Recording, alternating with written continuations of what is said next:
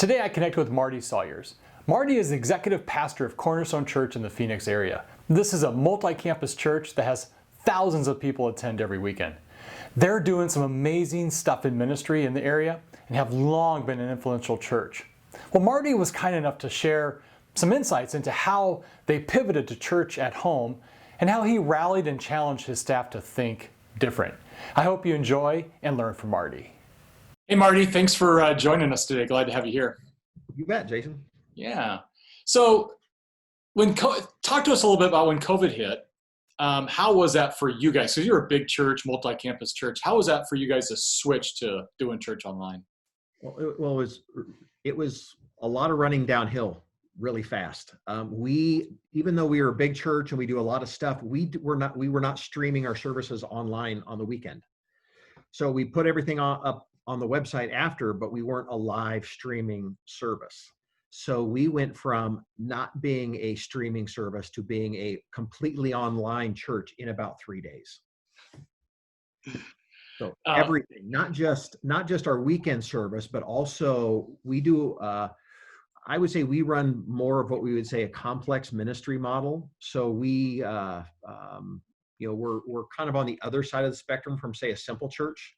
We do lots of things: men's, women's, small groups, medium-sized groups, things like that. So we took a lot of that and tried to see what would work online. So we've created 7-day-a-week content and ministry for our people. So that's what you've been, you kind of got all your ministry, all your pastors and staff aiming that way now? Yes and no. I mean, some of the stuff works online, some of it doesn't. So what we've tried to do is, hey, what do we do during the week? And is there anything about that would engage people online? Does some of it work online? Does some of it not? And so we've tried some things. What we're trying to get our ministries to think about right now is, once this is done, whenever that is, once we go back to a semi-normal state, what will last? So what are you doing right now, or what are we creating for online today that will actually look and live online and still be, good online content in 6 months or a year? Do you have some ideas or solutions what that looks like, or are you still just formulating it? Well, I think some of the things that we're doing will stay online. Our women's ministry, their groups exploded. So they went from about 350 in groups to over 800 in 1 week in private Facebook groups. So it wasn't just like, hey, anybody can. So they actually had to take an extra step. So that, you're familiar with what we do on Tuesday night called The Mind. It's like a verse by verse expository Bible study. So it's a college level, Bible study class. We typically have, 300-400 people show up in person every Tuesday night. Well, now we've got about 2,500 people engaging in that. So I think that we might be able to, use some of those things and continue to do some of those things going on. We created just fun things. I mean, our students created daily content for students. I mean, some of the things are just fun. It's not, not spiritually deep. It's, ghost pepper chili, challenge type things like that. Things that their students could engage in. We create, and that's everyday content, adult content, just, a 5-minute devotional chat about, maybe parenting or, some anxiety or something else. So we've created ways for people to engage and connect, not just on the weekend, but just to help out throughout the weekend, just throughout just their everyday life. Yeah, it'll be interesting to see how you guys, you kind of, like you said, re-enter the in-person phase whenever that's going to happen, and do both of these at the same time, in person and online. And how do you think that's going to actually pull on your staff? Like, because it's almost like not quite double the content, but sure is going to be. It's not. We've changed. Obviously, every church has changed right now. Some of our programming is not happening right now. So those people aren't doing, their normal, what they were doing, 2 months ago. So we're trying to look at how do we still create content? How do we curate content? How do we, when this is done, how do we go back to, our midweek, weekend programming, but still provide,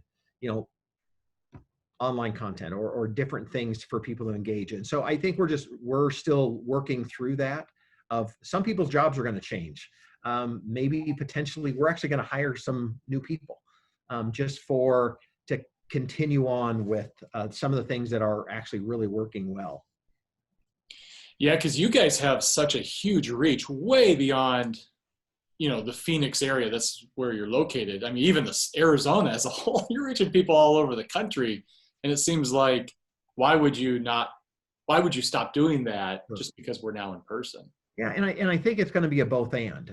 It's going to be, hey, every church has kind of that sphere of influence wherever they are locally, but with digital now you can expand that influence. So, Pastor Lynn and I we were chatting this morning, and it was, we're talking through just what does spiritual formation look like and does discipleship pathway look like in this time right now.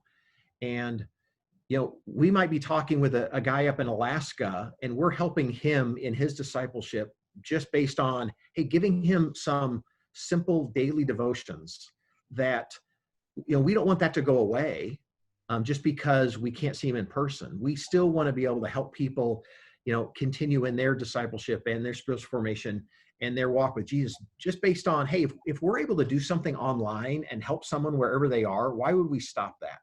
So, we don't want to just create content. We want it to actually benefit whoever's going to use it and watch it and, share it and, all those things. Yeah.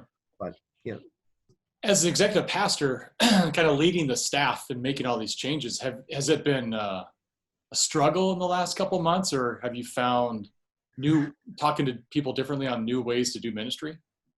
The challenge, and this has been the challenge. It's not been a struggle. It's just been weird. It's been weird not to meet together as a staff. I mean, our staff meetings that we're having, I'm live streaming. I'm talking to an empty room. So we get all our staff on, online, and we do all that. But I think the biggest struggle right now, and everyone's dealing with this wherever they are, it's Groundhog's Day. You get up and you go, hey, what day is it today? Type of thing. And because life is different right now. So that's been the biggest struggle. The challenge that, I've kind of given to staff, and I mentioned a little earlier, is if your ministry looks the same when we're done with this as it did going in, you wasted a huge opportunity. So this is the time, you've got the time, how can you evaluate everything that you're currently doing and change it, make it better, get rid of something, use this time really, really well to evaluate, adjust, add, take away.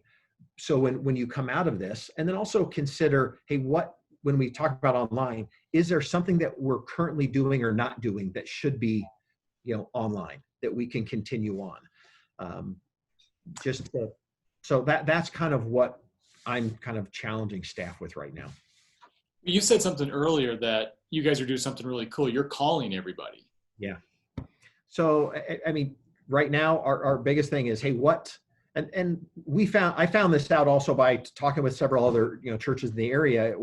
There's a bunch of people that wanted to help, but there wasn't enough people that actually needed, services or help or things like that. So, and the main thing was, how is everybody doing? So what we started first off by calling all of the people within our church that were over 60, because everyone said, oh, okay, they're the ones that are, at risk. So we called every single person in the church over 60. And then we started with then we started calling all single parents. And then Pastor Lynn actually brought another challenge to us a couple of weeks ago, is, hey, what if we talk to every single person in the church? So every part of our staff now is part of, care. Now we are calling, I've got a list of people that I'm calling. He's got a list of people he's calling. So we're calling every single person in the church, every single household, just to check in. How are you doing? Is there anything we can pray for you about? What's going on? just some encouragement, some resources if they need some things. So it's what we have time.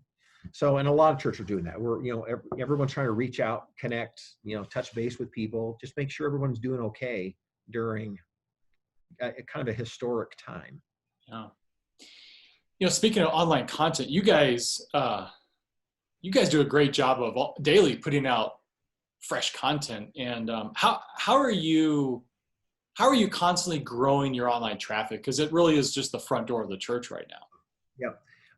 Well, a lot of the things that you taught us, several years ago, but a lot of it's just some basic things that you wouldn't think about. And we learned some of this from students, people who live in Instagram and Snapchat and things like that. People want to be involved and be a part of an organization or follow somebody who has a lot of followers. So that's why, a lot of videos will say, hey, subscribe, share, like, all of that. That actually helps grow your online presence. So we've asked everyone, hey, if you like it, share it. That gives us, a bigger footprint. It also helps with the, algorithms with, when YouTube sees, hey, everybody's commenting on this. This must be something important. So then they put it out in a bunch of people's feeds. So a lot of just that basic like, share, comment, actually it works. And that's really important. So that's been a big portion of it. And then also just producing, giving things for people that, not necessarily, like I said, not necessarily are deep.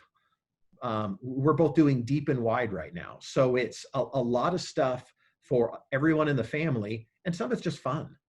And so it's just to bring a smile to your face. And, hopefully that, like I said, is a front door that they'll go, hey, that was kind of fun. I wonder what else they're doing. And they'll come back and check us out again later. Yeah, I love how you guys are being creative and using this time that you have. I mean, it's, in a sense, it's a gift from God to go think differently. And it really is. It really is. I mean, God is allowing the church, Big C Church, all over the world right now to get better, to improve, to try different things, to expand the kingdom, to expand their influence. And I think it's every church's responsibility to do whatever they can to figure out what that is for them. So when we come out of this, in culture, people up and down the street look at the church as someone that will provide value to them and their family. I mean, we know what the answer is. Yeah. We know, if you're a devoted follower of Christ, you know what the answer is, but we need to help them look at the church, look at a relationship with Jesus as valuable. And so we're building credibility, we're building trust, and every church is doing that, is trying to do those things. Yeah. So as the executive pastor, and you've been in this spot for a long time, yep. What's some of your biggest hurdles or some of the struggles you deal with that you're like, in relation to the last 2 months? Yeah, or since you've been in this role. I mean, it's you've been in it for a long time. Yeah, it was just 9 years. This on April 1st, it was 9 years. So, what's interesting is, our culture, our staff culture, and you've been around us a little bit, we're okay with trying things. We'll experiment, we'll try things. What's been interesting is that the people who are willing to try something, even if they don't understand it, that once they see a little bit of success, it's, all of a sudden it's like the light bulb goes on and they start running, with it. The people who are more hesitant and they want to do things the way they've always done them in the past, those are the people who are struggling with it. And they want to know exactly what true online engagement looks like. And I'm saying it's okay if somebody watches a video for 30 seconds. That's okay. That's online engagement right now, because that was 30 seconds they didn't watch you before. I mean, online engagement is different from in-person engagement. It just is. But that is what, when you're sitting there either on Instagram and you're just scrolling through stories, if you stop and watch a video for 15, 30 seconds, that was good. So Facebook's the same. You're in your timeline. If you're scrolling, you stop and watch a cooking video or a funny video or something, that's online engagement. So it's meeting them where they are. They live on Instagram, they live on Facebook, they live on YouTube. So then let's meet them there. That's where they're spending their time already. So let's meet them there and not force them to go someplace else where they're currently not living online. So when the people who are embracing that, that's where we're seeing the big increase in online engagement and increased views, things like that. Yeah, your numbers have exploded. And I love the heartbeat of Cornerstone, because you guys, like you said, you guys aren't afraid to try things and fail. Yeah. And because you're going to do that. That's natural, but that's what you have to do in order to get better. Mm-hmm. So yeah, that's been the fun thing, is to see, I mean, I challenged, Mike, our executive pastor over creative arts. He's in a lot of our online content. I said, hey, let's do something fun. Let's try something. Well, they had a dance-off challenge with Pastor Lynn. It got 10,000 views on a simple, silly, hey, it's like, I mean, it didn't go viral, but it brought smiles to people's faces. And it was something different. Hey, could it have crashed and burned? Yeah. I mean, some people watched the video and went, oh, that was a crash and burn, but people engaged and people went, hey, they're not, they can laugh at themselves, and the senior pastor can laugh at himself. And look what he did. So we're trying things like that because, like I said, it's a Groundhog Day. It's Groundhog's Day every day right now. I had to remind myself that it was Wednesday today. It is Wednesday, right?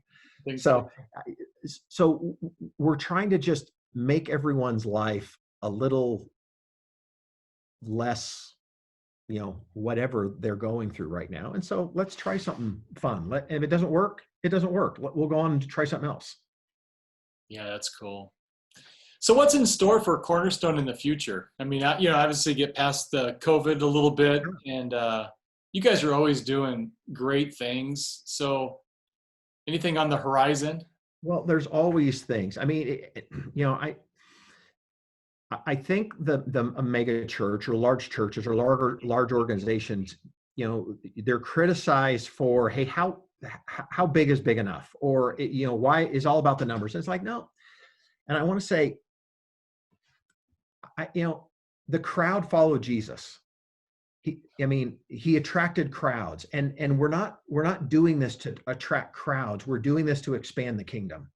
Our job is never done. It's bring people to Jesus and grow them up. So whether that is an extra 500 people in an auditorium, or that's an extra 2 people in a small group, or that's an extra 1,000 people online watching a blog, that's our responsibility. Our responsibility is not to keep the kingdom of God as small as it can be. Our responsibility is to grow that as big as we can in the time that we've been given in this position. So we're going to try to continue to do that. And we're going to do it now in different ways. We're going to continue doing online and reach as far and wide as we can with the platform that we're given. Locally, we're going to expand our campuses.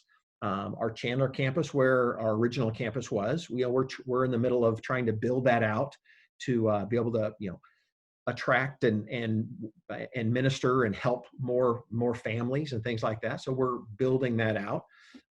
We'll always be looking at trying to expand other campuses into different locations throughout the Phoenix metro area. That's, and we're no different from other, large, mega site churches. That's the goal, is to grow the kingdom and to make Jesus more famous than he already is. So that's what we're trying to do. Yeah. Love it. Well, cool. Well, thanks. I appreciate your insight and appreciate you very much. Okay. Well, you're welcome. Thanks for having me on. All right. Take care. Well, thank you very much, Marty, for your time and your insight. We all learned a thing or two. One of the things that stood out to me is how they are creating content every day. Now, as a partner of Cornerstone, we're actually using that daily content and getting it connected with people all over. We're using the Google Ad Grant as the main method to reach people that are desperately searching. These days, in COVID-19, people are searching for a lot of help with fear or grief or anxiety, depression, maybe help from addictions. People are looking for faith, and they're looking for who Jesus is. They're looking for forgiveness. Cornerstone is having our team push this content, and we spend a lot of grant money every month. It's always north of $25,000 every month. That's a lot of traffic to their website. If you want to learn more about this program and how to reach thousands of people, just ask. We can show you the path. Until next time.